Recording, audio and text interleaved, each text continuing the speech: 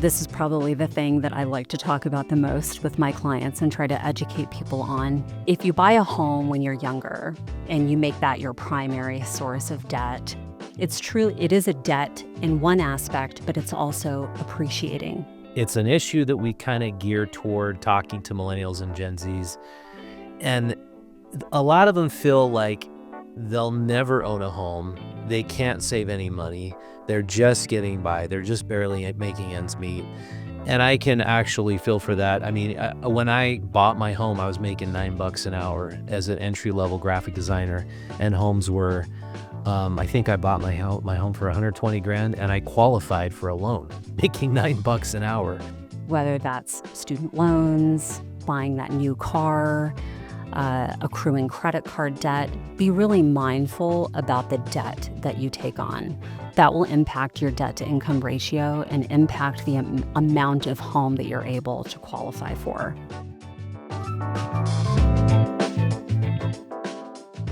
If you've been following Utah's housing market, you know that we've had some serious difficulties in making housing affordable, especially in the last 5 years.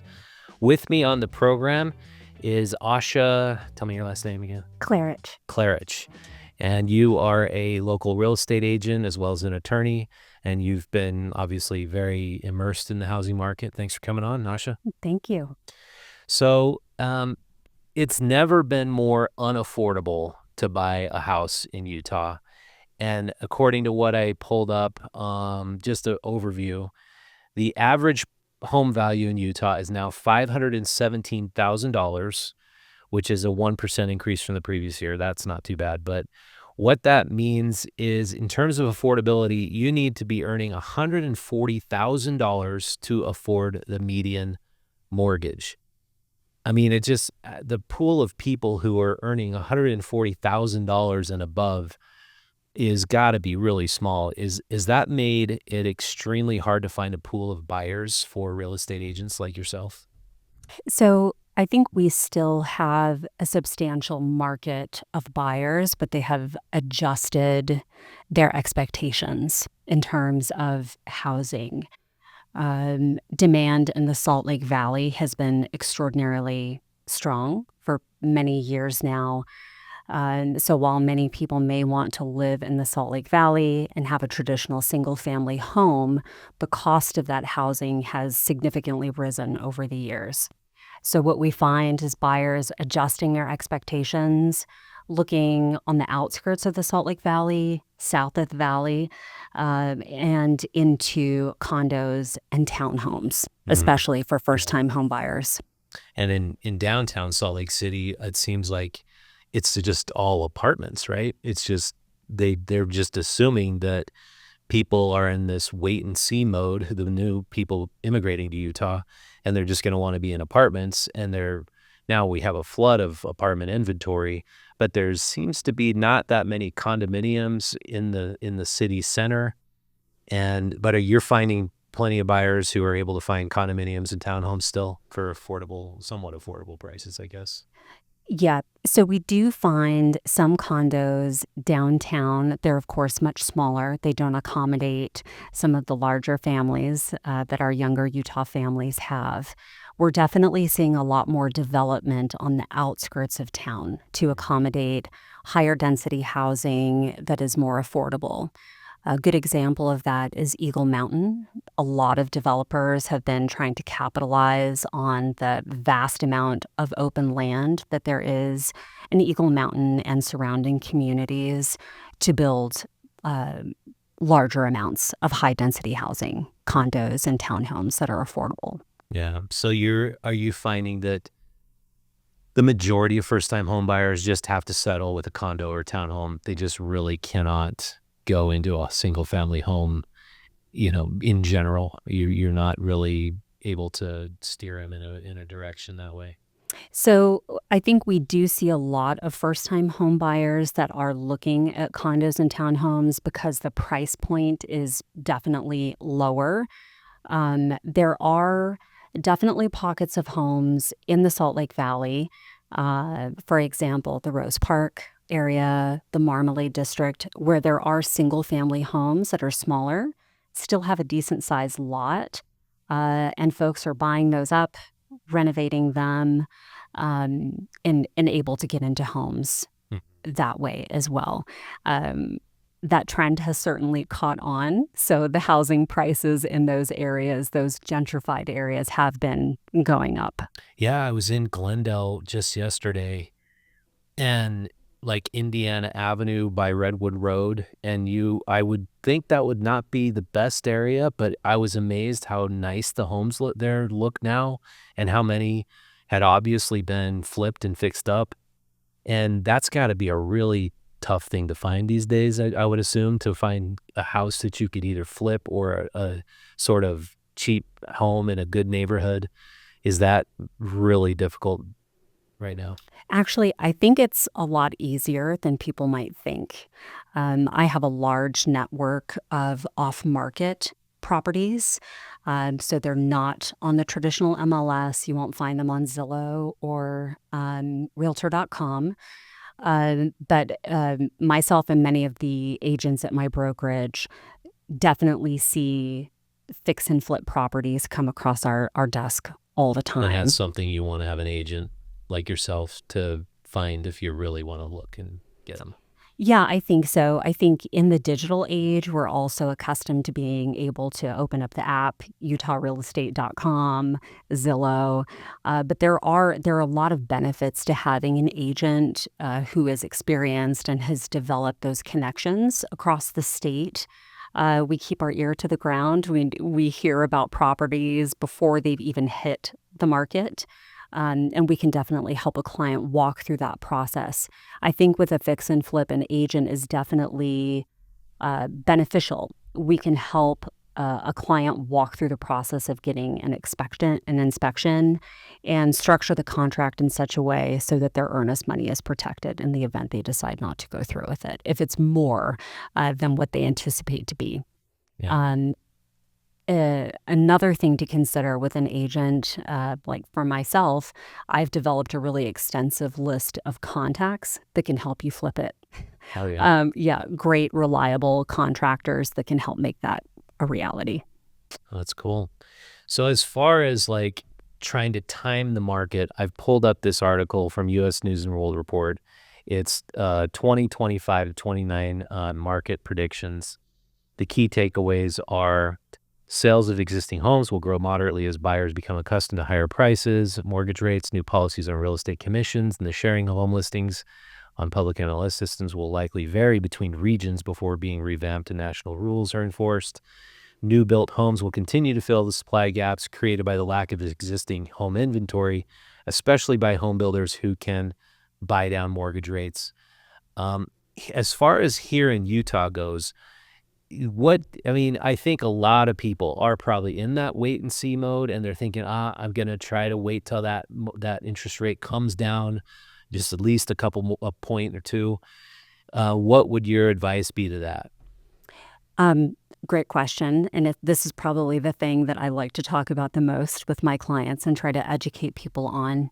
So if we take a zoom out a little bit and we look back to 2020 to 2022, in the height of COVID, we saw extraordinary demand. Prices really surged. Inventory was not able to keep up. Then in the spring of 2022, interest rates really spiked up. That tanked demand, but we still had supply. Even with that high interest rate, we've still seen really strong appreciation in Utah. We're appreciating at about 5.6%. So, what that means is for a $500,000 home, each year that home is appreciating at about $30,000 a year, which is great news. But what that means for buyers is that the idea that you can hang out on the sidelines and wait for interest rates to go down is not a really successful model. Every year that you wait, that home that you'd like to get into is going to cost you $30,000 more. Mm-hmm. So unless you can outsave appreciation, it's better to enter the market now. Yeah. Mm-hmm. Yeah, I tend to agree. I think also because with inflation, I mean, they say the inflation rate is now back down to 3%. But if you look at the cost of housing, if you look at the cost of cars, I don't know if I buy that. I think the CPI is a little bit rigged. And so if you're sitting on this cash, your cash is losing value, home values are appreciating. I think your best bet is to get your cash into a tangible asset so you're not, just depreciating your money. Yep, I couldn't agree more. And I think it's important to look at the difference between the interest rates, the 30-year mortgage rates versus the short-term rates. The 30-year mortgage rates have been really volatile. They fluctuated between 6 and 7% for the past year. Short-term rates are what are impacted by the Fed. So when we hear those headlines that the Fed is cutting the interest rate by 0.25%, that's moving short-term trends for credit cards, home equity lines of credit, car loans. So those stay pretty stable.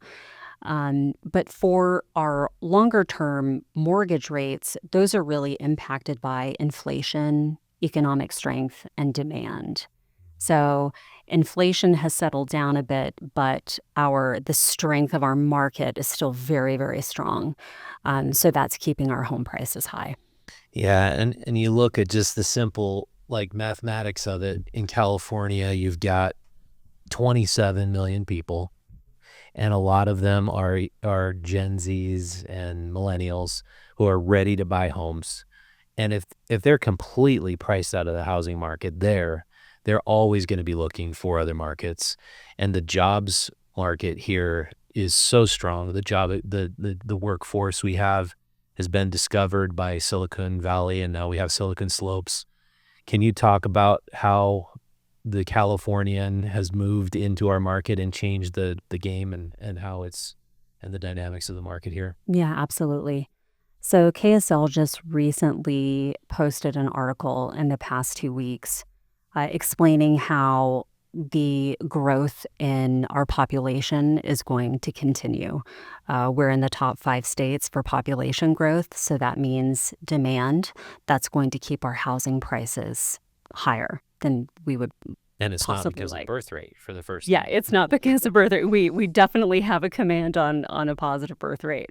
But as more folks move in, and our state has done a great job in creating an environment that is very business friendly. So when we have the benefit of the Silicon Slopes, these amazing companies moving into Salt Lake and Utah County, that creates jobs. That's also going to bring people here. What we see alongside of that is the creation of high density housing. I think all of your listeners have driven down I-15 and see these massive buildings with high density housing, which is great. High density housing built close to transit and freeways can be a positive thing to help folks get into homes and start building appreciation and equity in their home. Yeah. And I'm old school because I was very fortunate to have parents as realtors, and my grandfather was a realtor, and they always stressed just buy a home, anything you can, as young as possible. And my dad found this house just a couple miles from here for super cheap. When I was 19, I bought it. I filled it with roommates, and it appreciated pretty quickly. And then I built equity, and I feel so fortunate because that was the path I took. Obviously, that's not the path for everybody. Do you think that is still a great idea to buy a home as young as you can, so you're building equity and you're building that eventual nest egg that you're going to rely on probably for your retirement? Yep, this is a great point. So I think there are 3 factors that really make housing affordable: supply, demand, and debt/income. If you buy a home when you're younger and you make that your primary source of debt, it is a debt in one aspect, but it's also appreciating, right? So you are building wealth, you are building equity in that home. I think it's a great strategy because as opposed to spending money on rent, and rent is definitely not cheap in the Valley either, that's continued to increase over the years. It's better to buy that home. It's not your dream home. It doesn't have to be a forever home, but start building that wealth and that equity in that home. And as it appreciates, you can sell it, move to a more desirable location with a shorter commute. But I think that is a really wise decision for young people. Yeah, and I have to plug our brand new issue, hot off the press, of Utah Stories magazine. It's an issue that we kind of gear toward talking to millennials and Gen Zs, and a lot of them feel like they'll never own a home. They can't save any money. They're just getting by. They're just barely making ends meet. And I can actually feel for that. I mean, when I bought my home, I was making $9 an hour as an entry level graphic designer, and homes were. I think I bought my home for 120 grand, and I qualified for a loan, making $9 an hour. I mean, now to really qualify for a loan, you got to be making 140 grand a year. Like, what can you say is the best advice for these young people who are renting? I mean, there's tons of them, obviously, because downtown's now full of rentals. As far as like the next 5 to 10 years, what they should be doing to get into the housing market to be able to buy a home. Yeah, so I think number one, be cautious about the debt that you take on, whether that's student loans, buying that new car, accruing credit card debt. Be really mindful about the debt that you take on. That will impact your debt to income ratio and impact the amount of home that you're able to qualify for. Number two, you're renting, and so are all of your friends. Um, that rent, if you make the leap and purchase a home, you will be able to rent out those other rooms to your friends and help offset the cost of that mortgage. The rent that you charge to your friends in those rooms is probably less than the rent that they would be paying in a big high-rise building, so it really benefits everyone. And hopefully those friends will be able to save up enough money and then do the same thing. This is what we call house hacking, and I think it's a great avenue. Whether it's a traditional home, there are even some duplexes, top and bottom. They look like single-family homes, but there's a separate entrance in the basement. It's a really smart avenue. Getting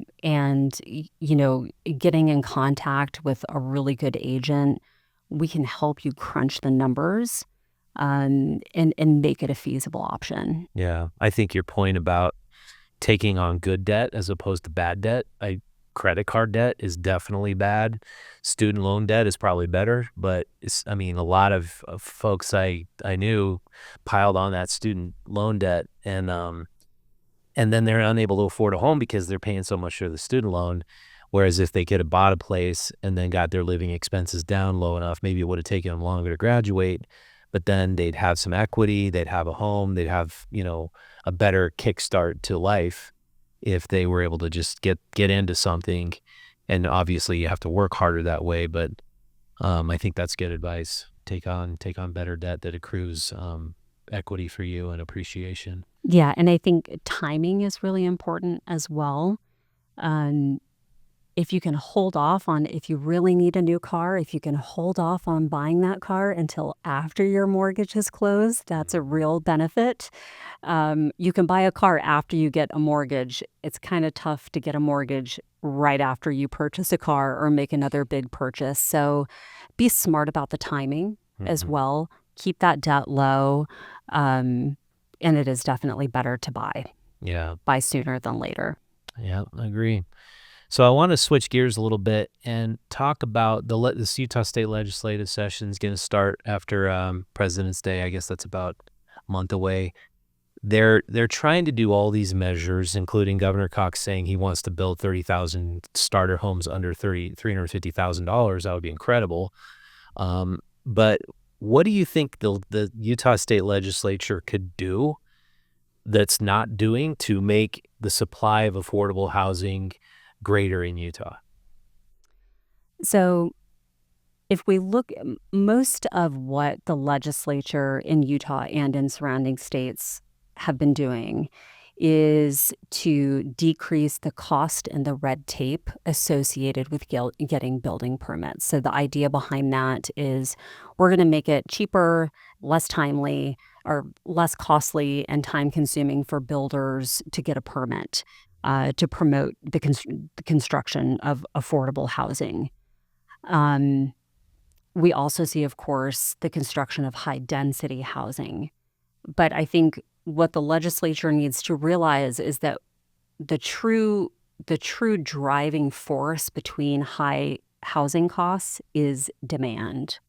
It is unlikely that we will be able to regulate ourselves out of a demand problem. But I think that there are things that the legislature can do to help ease the pain. The first one is to be conscientious of where we're building high-density housing. As I mentioned before, Eagle Mountain is a prime example of this. Developers are scooping up land to build high-density housing, but there isn't enough infrastructure. It's too far away from the city center. There's no transit. The school system can't support that sharp increase in population. So I would encourage the legislature to be thoughtful about a long-term planning approach to high-density housing, to make sure that there is enough infrastructure in place, that they're considering that, the impact to utilities, transit, and the school systems to make that feasible and to maintain the quality of the communities that we're building high-density housing. Number two is ADUs. I think that the legislature has made some strides in this department, but we need this to continue across all of the counties in Utah to ease regulations on ADUs to make it easier for people to have a conforming ADU on their property or even two. And in that vein, encourage our developers and builders to make homes that can facilitate an ADU, easier basement access. And I think this has a couple of benefits. So it makes it easier for people to house hack if there is a conforming ADU on the property to help offset the mortgage. It also benefits renters because it increases supply and can help control high rent costs. So I think those are a couple of avenues that the legislature can take to kind of ease the pain. Yeah, I agree. And I saw an article on KSL that said the Utah or the Salt Lake City Council passed affordable housing provisions. And I really was trying to get a handle on what these provisions were because it was supposedly going to make it a lot easier to build ADUs and have multiple housing units on one single lot.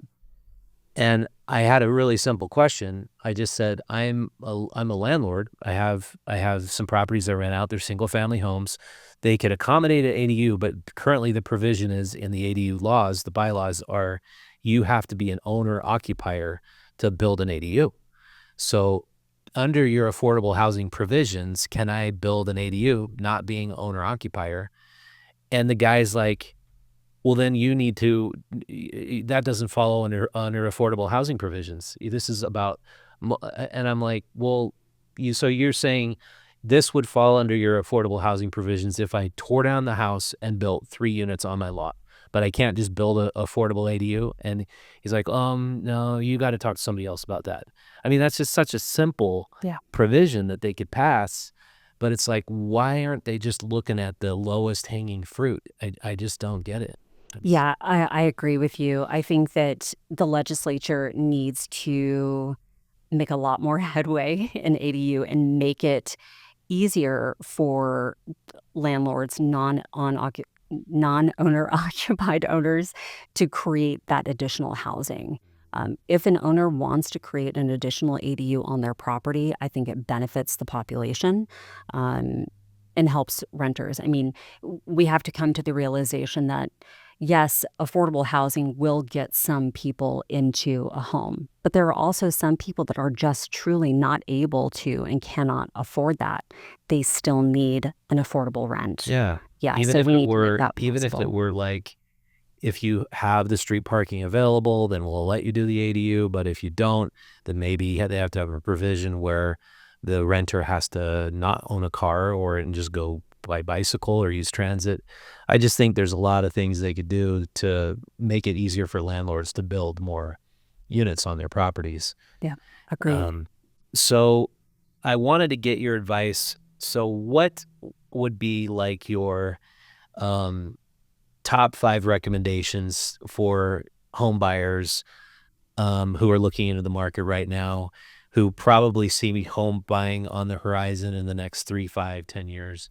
What would you tell them they should start doing? Okay.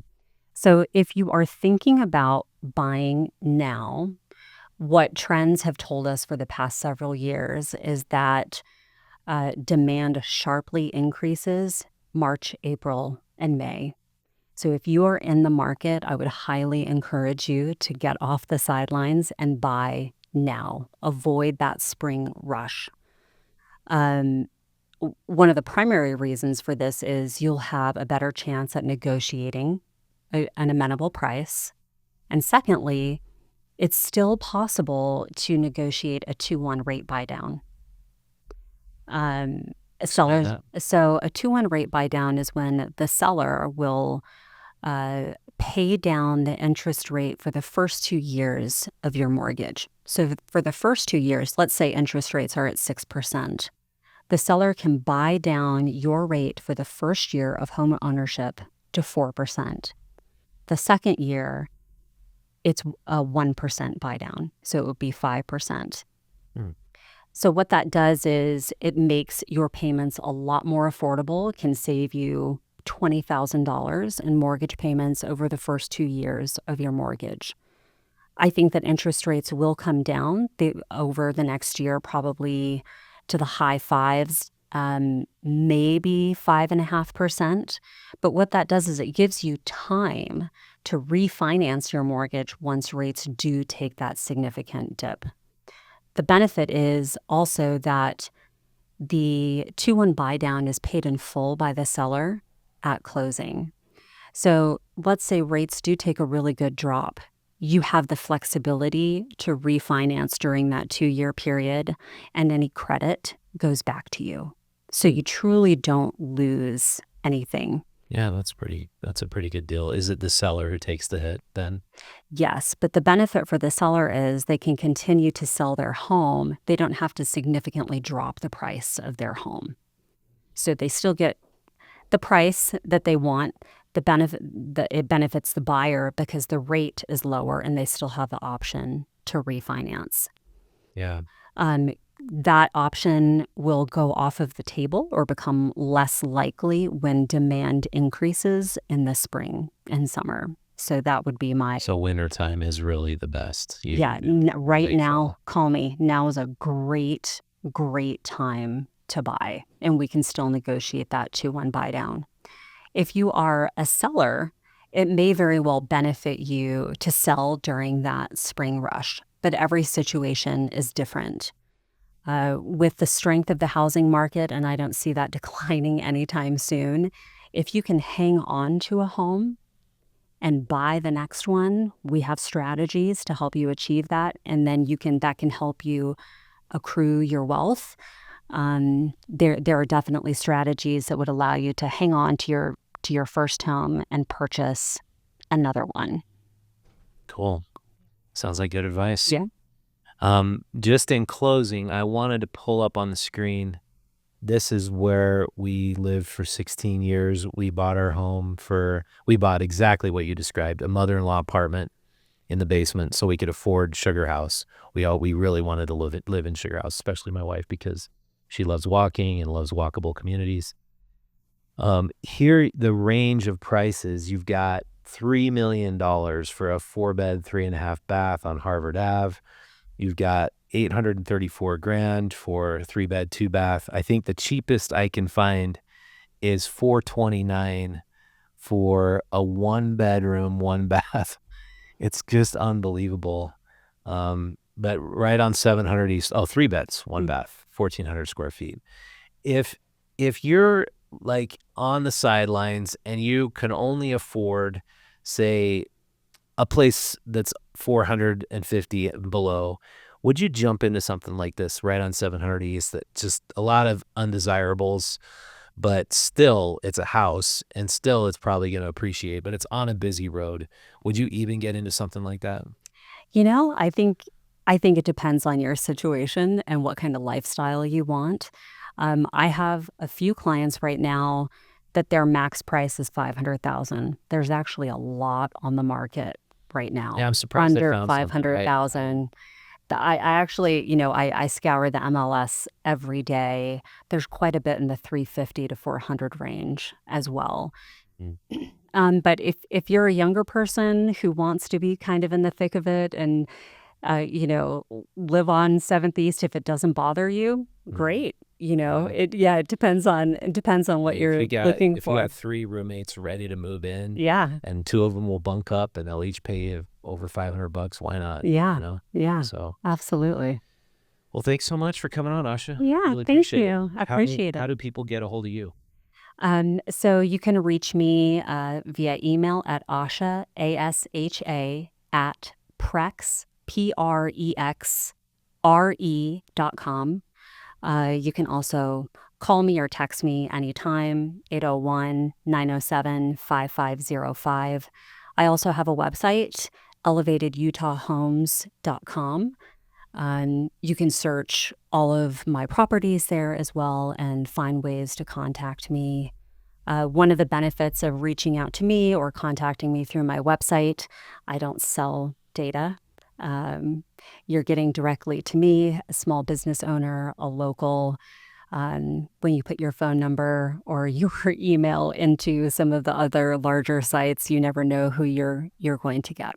Yeah, if you put your data into even a mortgage calculator, Yes. you're gonna get contacted, like, right away.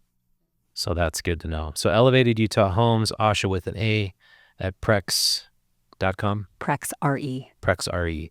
Cool. Yeah. All right. Well, thank you so much. And if you want to learn more about Gen X, Gen Z's, millennials tips for navigating 2025, this magazine this month is dedicated to you. That's the feature story. But we've got a bunch of things about what you can do to find incredible powder in the wintertime. Great stories about like yoga, where you can find the best hot yoga in Sugar House. So it's a where to go, what to see magazine, but it also has important local journalism. And then I also got to plug Faces of Utah magazine. This is the magazine we launched just this past Thanksgiving. And this is a magazine full of entrepreneur success stories. So if you've wanted to know how you can start a business or want to learn about the local community and how awesome businesses were started, we have all these incredible entrepreneur success stories. Face of Utah Real Estate. Do you know that guy? He's the guy who runs Berkshire Hathaway. Yes, yes. He's the face of Utah Real Estate, and then we have face of interior design, and basically it's just all these awesome success stories of entrepreneurs. And Quality Billiards was on the podcast a couple weeks ago. And anyway, go pick this up if you can. There's not many left, but the best way to get it is go out to utahstories.com, become a member of our website. You'll get online exclusive access to all our content, and we'll send this to you, Faces, absolutely free every single quarter that it comes out. And it's just $5 a month to be a supporting member. All right. With that, thank you so much for watching. We'll see you next time.